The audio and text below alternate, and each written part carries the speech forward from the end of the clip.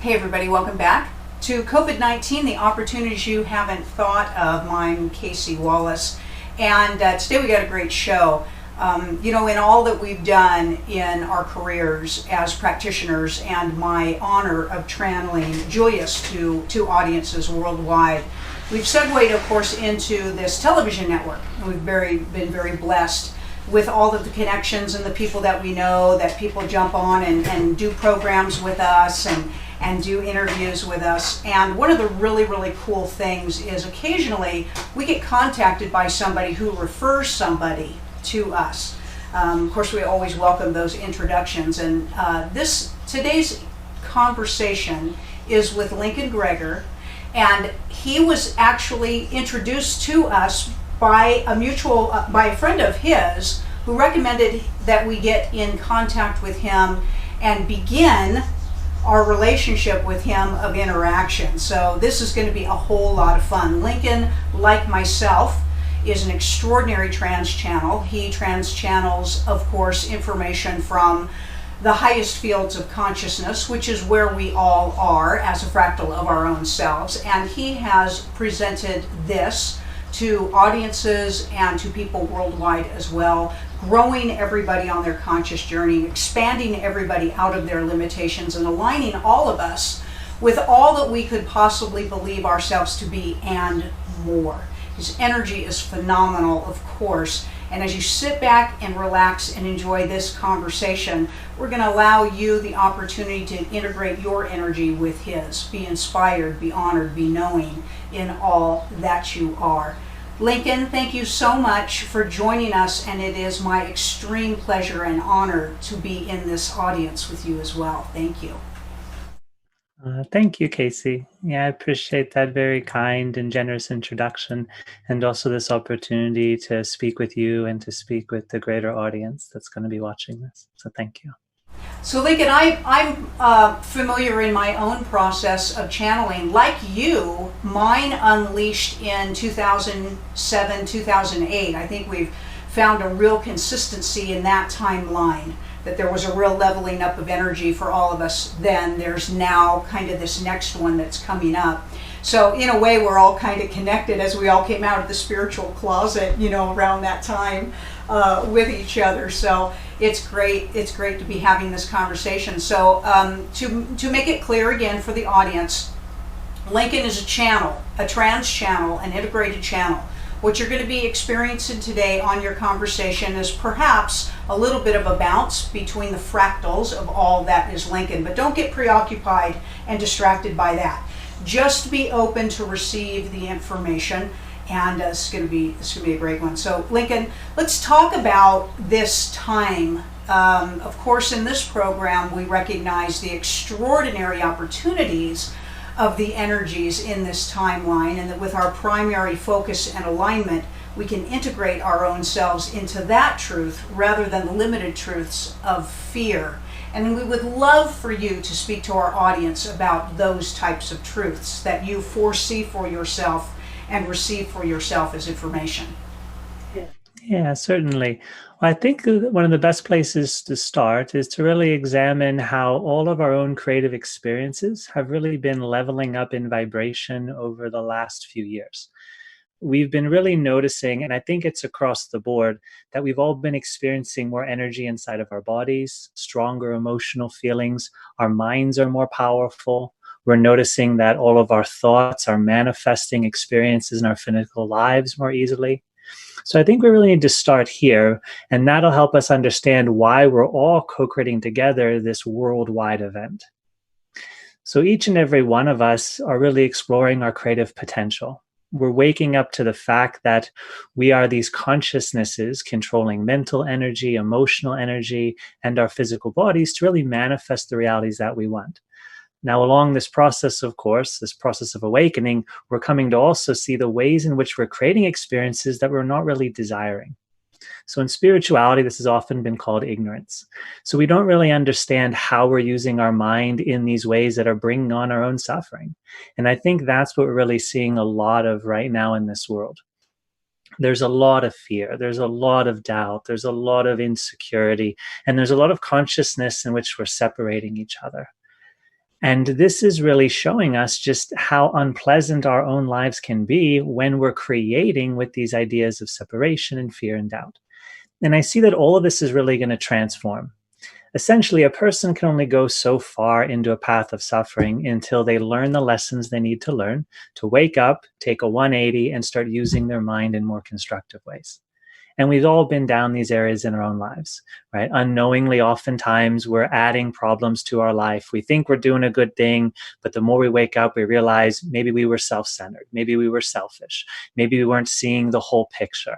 Maybe we weren't in touch with our deeper wisdom and intuition, or even in touch with another person. So as we go down these journeys of suffering, the suffering itself is actually one of the strongest catalysts for our growth and our awakening. So I think one of the most important things is really to not be angry about the suffering or upset with ourselves about our current life situation, but instead to try to embrace this experience and really ask ourselves, how can I learn about myself as a creator? How can I understand how I'm using my mind, how I'm creating my emotions, how I'm spending my time, to really understand how to get the best out of this experience? I love your dialogue. We talk about, Julius talks about, the suffering and victimhood perspective as an aspect of judgment. And then when you get angry about that, you're judging your own judgment. You're compounding. We start to compound fear, which is the classic role that the alter ego plays, for all of us. And I agree, the anger and the suffering can be the final thing that gets you moving in another direction, where you're finding all kinds of excuses to run away from your empowerment. And then you finally get your guts full of the limitation. And you're right, finally pulling your bootstraps up and pivoting the other direction. And what's extraordinary about that right now is the assistance that we have kind of with this energy. We were speaking about the years 2007 and 2008, where a lot of spiritual practitioners stepped forward. We seemed to get a lot of our gifts at that time, or at least the advancement of our gifts. And besides that, we were driven to step into the market field, of marketing ourselves to assist consciousness. And this is another one of those opportunities for everybody, only this time maybe more participants are going to ride the wave, of that opportunity. And to stay in the perspective of positivity, opportunity, expansiveness, and power can be a real challenge when we are bombarded with the suggestion of being afraid, and trying to find ways of staying centered amidst distraction is the task at hand. What are your suggestions for that? Well, first, I think it's important that we have compassion and we're really gentle with ourselves and gentle with each other. Because in these states of fear, we're actually going to be hyper reactive. And a lot of us really aren't intending to be that way. The fear response in the body amplifies any part of our human expression. So if we're biologically afraid for our survival, we're going to notice that our thoughts are stronger, our emotions are stronger. It's really this fight or flight experience that increases our creative energy flow so we can get out of dangerous situations. So if we consciously take an approach of being gentle with ourselves, compassionate towards ourselves, and gentle and compassionate towards each other, we really can lessen the strength of the stress in our own mind, body, and emotions, and the stress that we're creating together in interactions. Ultimately, all human beings desire the same thing, right? The physical body desires to survive. And when our survival appears to be threatened, we're going to oftentimes react with fear, right? Every human being desires emotional connection. And if we're told messages that we're supposed to separate from each other, right, we're going against our natural desire to be friendly, to interact, and to create this harmonious emotional interaction. Our minds always desire, of course, to learn and to awaken. So if we understand that everyone's really trying for the same thing, we can actually create an environment of cooperation instead of an environment of resistance and aggression. And that's what we're seeing happen a lot in this world, is this environment of aggression in which we're told this person's doing something wrong, or that group's doing something wrong, or the virus is doing something wrong. We're pulled into all this separation consciousness to really get angry as a response to our fear. The anger is like a natural response that comes out of us, because when we're in this fight or flight situation, everything's amplified. And anger is just creative fire. And fire is a beautiful energy when it's used properly, or it can be a destructive energy when it's used improperly. So the anger is often fueled by this intense fire, and then we lose sight of the fact that we're all in this together. We're all trying to have happy bodies, happy emotions, and happy minds. So if we can periodically just remind ourselves of this, we can pull ourselves out of this emotional and mental reactivity and stop being so aggressive towards the world and towards each other and towards ourselves, and really form this collective cooperation in which all of human beings come together and say, let's work together in a better energy, an energy of communication, an energy of cooperation and harmony, and really try to solve what's happening here. Because the problem's really not that big. And I think what amplifies the problems that we're having is we feel against one another. And if we just think a little bit, we realize, no, we're actually all trying to get the same thing. We're all trying to have healthier bodies and healthier emotional relationships and more successful, productive lives. We're all trying to awaken together. And just that little idea can sometimes lighten that weight that we feel within us, that intensity of fear or that intensity of anger. Yeah, we're really one human consciousness awakening together. Big idea. I mean, the small idea is the fear and the separateness. The big idea is the unification. And I think too, Lincoln, that some people just don't think that, some people equate, positivity, expandability with this ethereal aspect that goes against their personalities. I'm just not that way. Maybe sometimes it's called the heavy male energy, or that male energy that has that altered ego compounded on top of it, that just blocks it off of any suggestions beyond its current state of reality. And we are all these extraordinary empowered aspects and beings of our own selves, more expandability than we'll be able to comprehend when we're physical. And part of that is to convey, like you were saying, the compassion and the love for each other, because that's you, that other person's you. It's another fractalized version of you. And to calm the mind. What's really incredible is this initiative that was designed, or has been designed, I think, to instill that fear and survival instincts onto us, is the same initiative that is allowing us the time to calm our minds and see things more clearly, because of what the shutdown is, which is to get everybody out of their busy minds and their busy lives. So it's interesting that this really might end up kind of, in a way, backfiring on them, because they're allowing us to contemplate. Once we start contemplating, we're dangerous, because we might think for ourselves, and we might get unified, and we might have conversations like this, instead of depending on information from outside of us to define who we are. When you are finding your own self in your own receivership of this extraordinary information and the demonstration of this truth for your own self, I know that this washes a clarity and a calm and an extraordinary over you. And I know it does that for other people as well, as we encourage them to do it. Do you find that that is true? Oh, definitely. Yeah. The more we can connect into ourselves and our innate wisdom, the more peace we're always going to carry within us. It's this deeper aspect of ourselves that knows that every experience in our life is in perfect harmony along this perfect timeline of events. And when we tune into that part, then we're not so misled by all these different ideas that are often fed to us in the social media or in other conversations with people.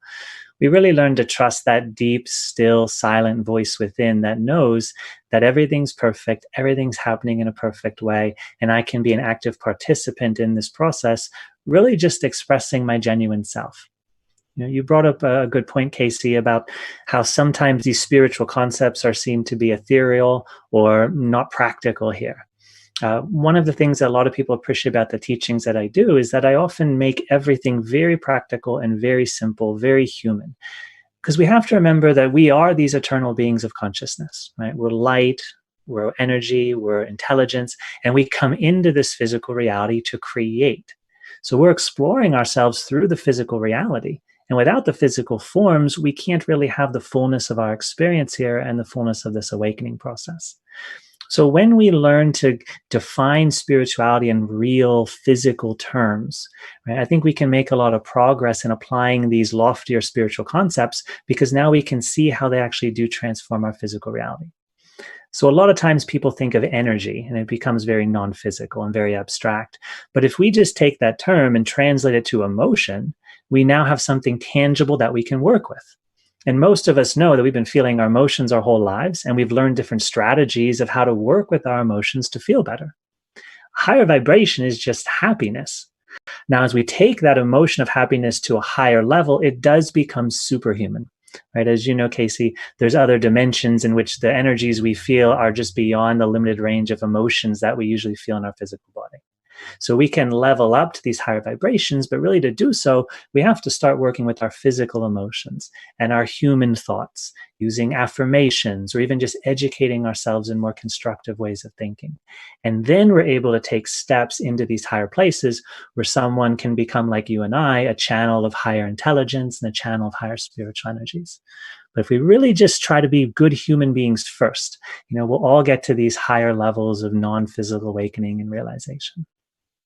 We always tell everybody too, you don't get to spiritually bypass, and you don't want to spiritually bypass. You want to embrace and love every aspect of your own self. In fact, that's how you move consistently, is through the love of every component that you are. And so no matter where anybody is sitting in their truth in this moment, we don't want any of you to not like it or to be angry about it. You need to move into the love and appreciation of it so that you can be open to the advancement, of your own selves, and to step away from comparison and competition that is like a boomerang that pulls us back down into the competitive and survival instincts that we are, and instead watch people like Lincoln and let him inspire you to reach for your higher truth, not to be comparing yourself to him, or not to be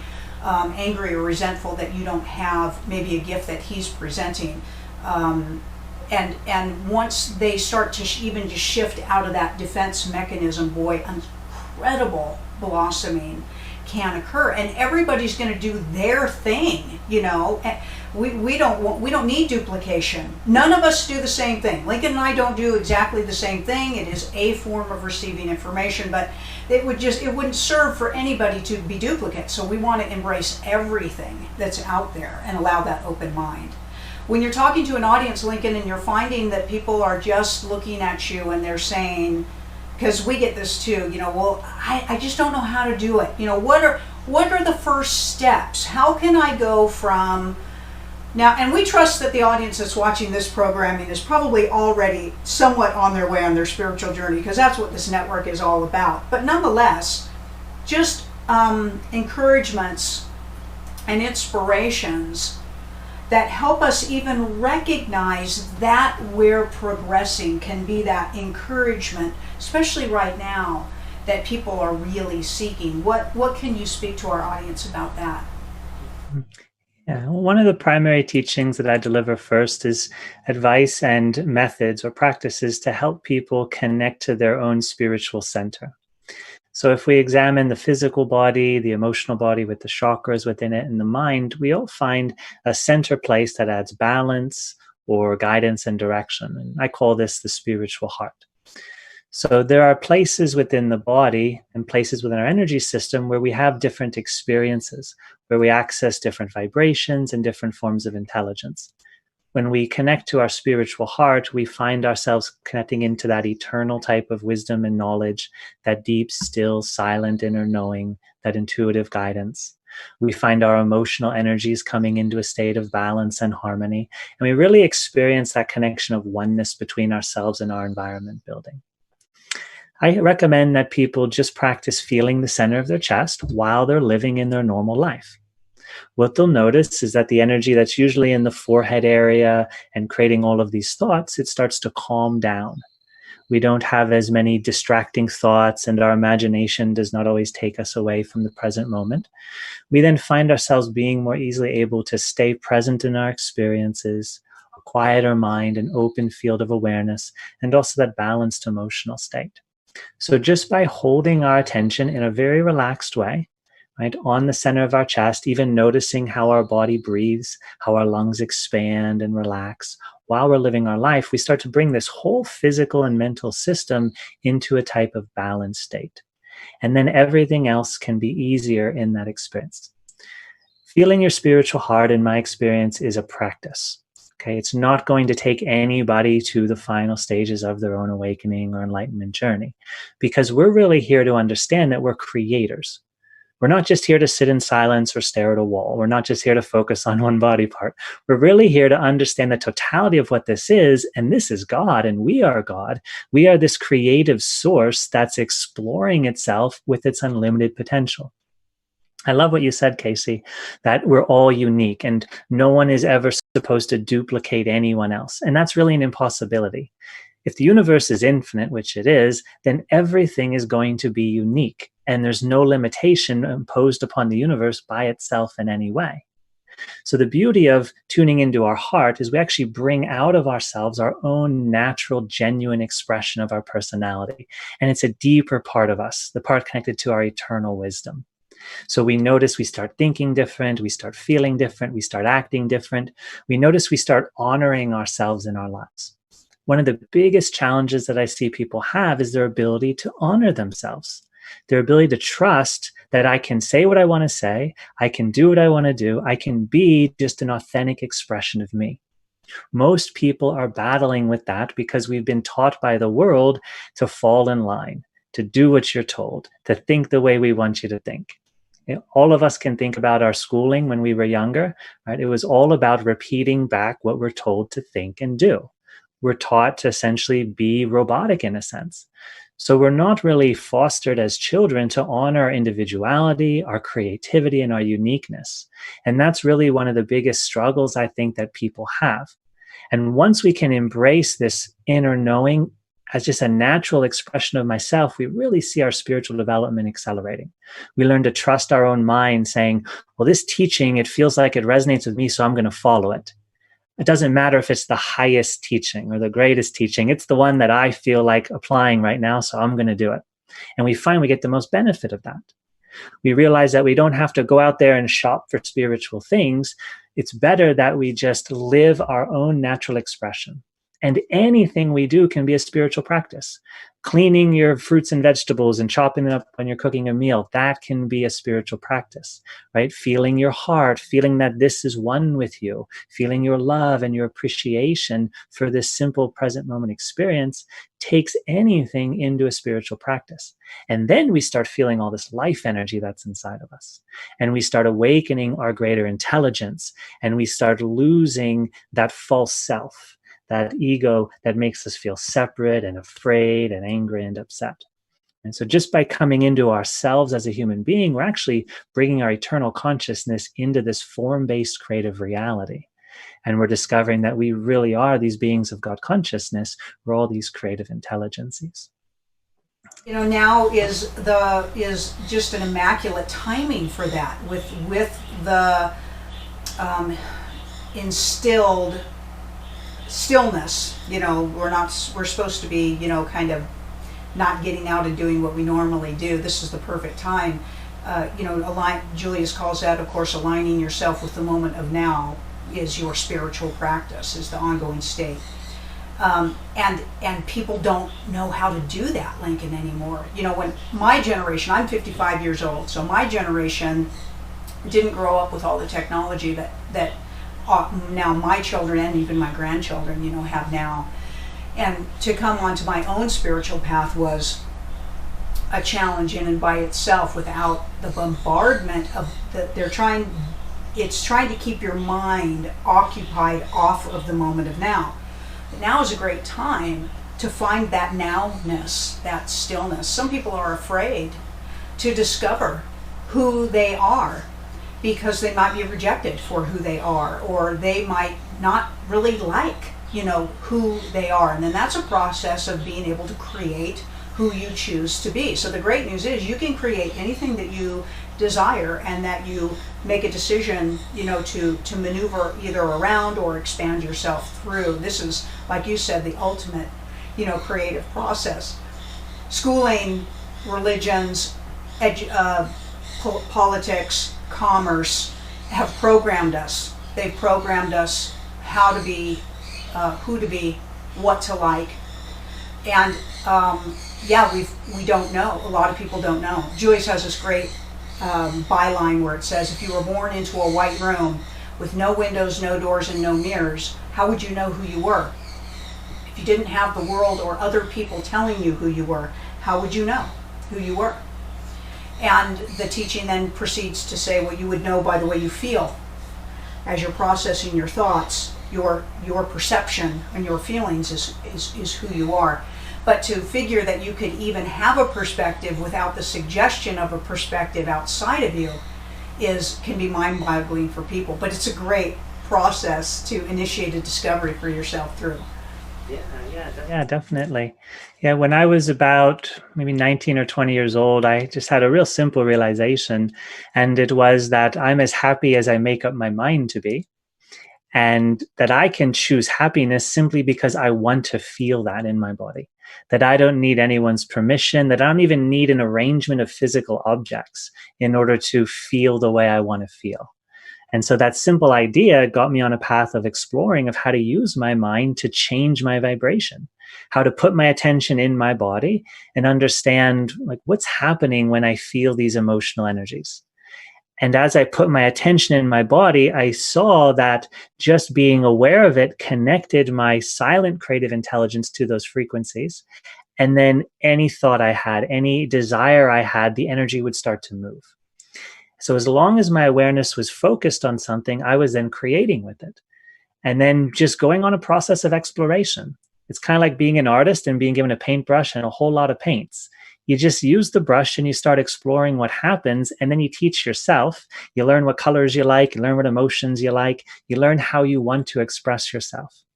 I think it's a beautiful story or analogy that Julius gave, in that we all exist in this reality in which we are totally free to understand how we create through ourselves to really project our world in front of us. So we really are these beings surrounded by infinite potential in this white room with no restriction. Everything's invited, right? We can throw up our paint however we want. And we're really here to discover that I am this unlimited being. You mentioned how sometimes this path of self-discovery and allowing the expression of yourself into the world comes with anxiety and fear and people rejecting it. I think something that helps people is when we understand that we're not our emotions. We're the intelligence that creates the emotion. We're not our thoughts. We're the intelligence that creates with thought. When we stop identifying with what we're creating and we start identifying with being that invisible creative consciousness, then we no longer feel trapped by other people's responses to us or even our own conditioned way of talking to ourselves about ourselves. We realize it's all just thought energy. It's all just emotional energy. And I'm this witnessing consciousness that's fully participating, that's completely aware and completely intelligent. And I can start to explore how these forms work with me acting as this creative consciousness. I think we just need to be like children again and get into our bodies, get into our minds, get into our relationships, and just start giving ourselves permission to feel free again, free to express and free to explore, because the universe wants us to awaken. Even in these political systems and these economic systems, they're still designed for happiness. I see that the whole universe wants happiness. Now, when you have 1 million people and you have one leader, sometimes that leader, metaphorically, is going to make rules to make them the happiest. And in doing so, you make the other people unhappy. And that's what a lot of our governments are, a lot of our economic structures are, a lot of our financial systems, right? They're based upon limited happiness and in a very, very abundant way for a limited group of people. But as we all wake up, we realize that money is not the root of evil or the root of happiness. Money is just something we exchange with each other that represents physical objects. And how I interpret the physical objects will determine the happiness that I feel, because it's really my own mind that creates my emotion. And that's something we explore along this path of awakening. And for some people starting out, that might be kind of a distant concept, but it's really important to try to embrace it, because that really facilitates the freedom that you have and the exploration of your own creative ability to really define what means things, what things mean in your own reality. Just because someone says you should think this, car is desirable, doesn't mean you really have to desire it. Maybe you want a 2-door car and not a 4-door car. Maybe you want to wear this shirt and not that shirt that's being advertised in the media. So as we start to honor our own individual creativity and stop placing a hierarchy on our own creative freedoms or own personal desires, we can really come into touch with ourselves and how powerful we are as creative beings. We want to give everybody the opportunity, Lincoln, of course, to have a deeper connection with you. But before we do that, I want to thank you, of course, for being part of this community and this conversation. I have a very strong feeling that our relationship has just begun, so thank you for stepping into this space with us. As you, the viewer, can see that Lincoln has a beautifully calm energy to him. Just listening to him speak is like listening to music. It's like listening to soft music that calms us down and gives us hope that, we can do this. We can do this. And in this time, with the bombardment suggestion around you, to take the opportunity to utilize it to access your empowerment and your truth is magnificent, without judging that which is occurring outside of us, instead being appreciative of it, because it may very well be the switch or the driving force that leads you inside to knowing all that you are. Lincoln, please give everybody some of your information. We know that you have very, very popular YouTube videos. You have a great audience. Please let everybody know how they can connect with you. Mm-hmm. Yeah, so like Casey, I began teaching publicly in 2007. And so I have about 2,000 YouTube videos online that I've created in this time. They're all available on the YouTube channel called Channel Higher Self. And you can also visit my website called channelhigherself.com. There's lots of videos that I've channeled information, guided meditations. Really, so many different topics have been addressed in these few thousand video teachings. I also have a website called Higher Self Teachings, and that's like my website store. And so a number of years ago for a company in Australia, I created different guided meditation CDs that have music behind the channeling. There's work that you can do with your chakras. That's my most popular one. There's also working with the Om frequency, which is a very potent vibration that helps to awaken our creative potential and take us deeper into ourselves as these eternal beings. There's working with fear. I have one called From Fear to Love that teaches us how to transform the mindset and the energy of fear into something more constructive that we can actually benefit from. You've heard me say a number of times in today's communication that everything's really serving our highest good, right? The darkness seeks the light. The darkness is, in fact, the light evolving. So there's really nothing to be resisted, thinking it's bad or wrong or evil. There's really just a shifting of our mind to say, how can I understand this in a higher way with more wisdom? Casey, from working with Julius and communicating with other higher dimensional beings, that they have this really amazing understanding that everything is lovable, right? That everything, when understood in a higher way, is deserving of our love and our compassion and our care and our support. And I think we're all as human beings trying to realize that ourselves. We're trying to remember that we're one humanity, we're one collective consciousness, we're one universe that's exploring the infinite potential of creation. And when we start cooperating with each other and stop competing with each other, especially on these highest levels of economics and government, right, then we're really going to have this paradisical experience in this world. And that's what's happening here. Yeah. Thank you again for all of you being with us. Please connect with Lincoln. He has extraordinarily useful, valuable tools for you. Share him with your friends as well. It is our greatest honor to be part of this program with you. We thank all of you for watching this program and for coming to Xpnsion Network and encouraging you to check out all of our other practitioners' great programming. We're all here to assist each other in all that we desire to be. Looking forward to our next conversation, pressing on to you, love, light, honor, extraordinary, expansiveness, and knowing that you are the all. Never submit to the limitation that you are nothing. Never submit to the limitation that you are invaluable. Never submit to the limitation that you are unworthy and fear-based being, wretched in any way, for you are the all. Pressing on to you that truth, love from us to you and every sentient being everywhere. Until the next conversation, as it will be.